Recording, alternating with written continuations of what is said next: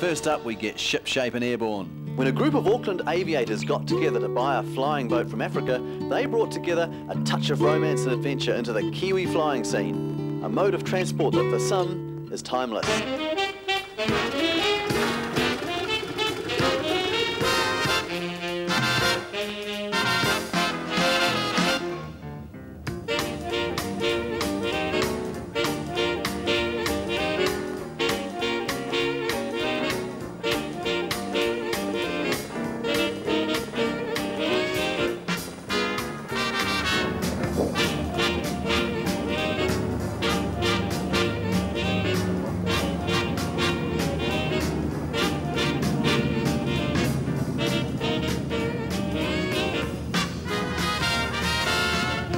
This particular aeroplane was born in 1944, well before the advent of all the electronic gadgetry that's put into aircraft today.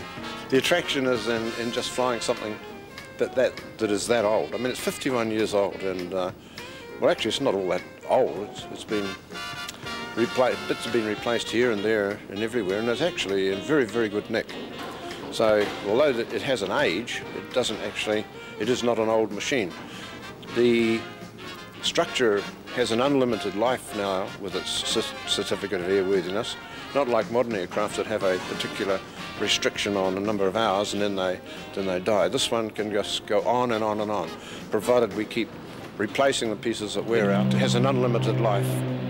So, but the attraction is in being part of an aircraft that has a real history to it. I mean, it was a backbone of the war. There were 3,500 of these things were built and operated in the war by various people.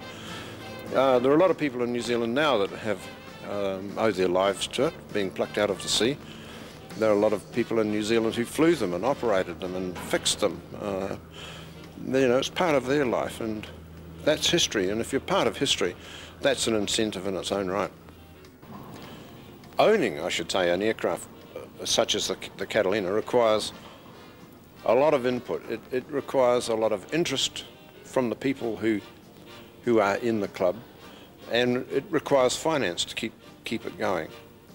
Essentially, probably the club requires people, because the way that the rules, the aviation rules within New Zealand are framed, it's not possible for us to fly this aircraft with public on board.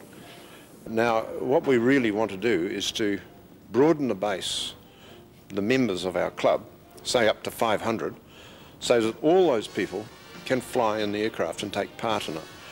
If we have a base of, say, 500 members, then when we do our trips from time to time, from here to Taupo, here to Rotorua, wherever, we go along as a party of, say, 20 people, and they all take part in paying for the operation of the aircraft. We fly down there and we fly back, and the cost is really quite minimal. It's got a beautiful viewing deck. I mean, both blisters in the rear either side. You just sit and watch the panorama go by. It's like an unfolding picture. You never get tired of wandering up and down and looking and listening to it. It's beautiful.